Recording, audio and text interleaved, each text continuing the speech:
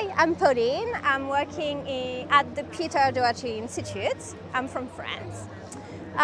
So what I'm going to present to you today is bacterial communication. I studied that for 4 years during my PhD. So do you know what is bacterial communication? No? Any idea? Nothing?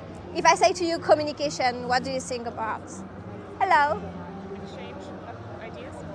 Yeah, so it's just like what we are doing, right? I'm speaking, you are listening. Well, the bacteria are able to do the same, but instead of using words, they just use what we call molecules. So they created little molecules inside their body and then eject it outside. And those molecules will enable the bacteria just to quantify themselves and communicate. So I'm sure that you are aware that we have microorganisms everywhere, right? On the soil, on the plants, humans, inside and outside, right? Yes? Okay. So some are good, some are bad, and all of them use communication. So we are going to take an example of an healthy person, because in healthy person, generally you have an infection, so bacteria replicate themselves, and then the body is able to just get rid of it, right?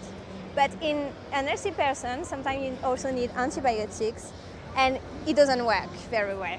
So if we take the example of a cystic fibrosis person, do you know what is cystic fibrosis? Mucoviscidosis, also known? Yes? So they are just people who are producing much more mucus than normal, and the mucus is super great for bacteria. So they love it, they are going to replicate themselves and provoke infection in it. So now, here is the beginning of our story. You have some bacteria in green because they are fine. You know, there are just a few of them. They feel great, they feel comfortable in this mucus, so they are going to start replicate here, okay?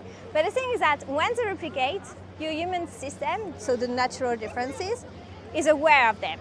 So they are going to come and fight against them, okay? And in some cases, you can also have antibiotics, is those little things that I add. So that's good for healthy people. But when you are not really healthy, then this is what it starts coming. So here you have the bacteria communicate, producing those words, those molecules, and able to quantify themselves. So they are going to act together from now, like when humans strike on the street for a good causes, right? So you unite your strengths, and then you are stronger. So here they are knowing that something is going wrong. So they are going to produce what we call variance factor. So they are just different mechanisms to defend themselves against the human system and the antibiotics here. So what you can, no, it's not the right side, sorry. Here, sorry. So what you can see here is like there are much many here, right? And it's what we call forming a biofilm. It's just like a sand castle when you have the sand grain representing each bacteria. And so it's a really strong structure. And the bacteria which are outside are going to defend the bacteria inside, okay?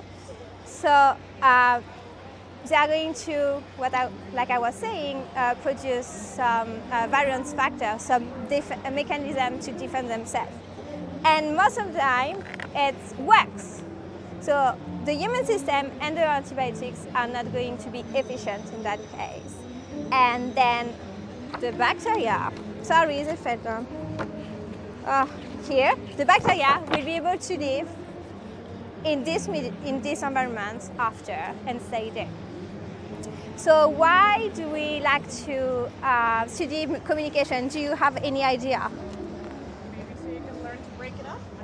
Yes, that's exactly that. And especially it's becoming really urgent because we have this antibiotic resistance crisis.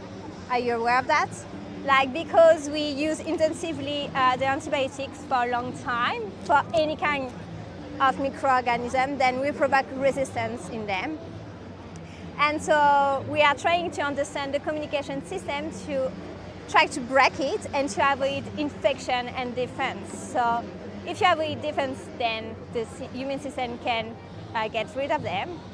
And if you have, and also by blocking the communication, you can just hope that maybe the bacteria will be able to become what we call commensal. So it does mean that to live within, for example, the human without provoking any disaster.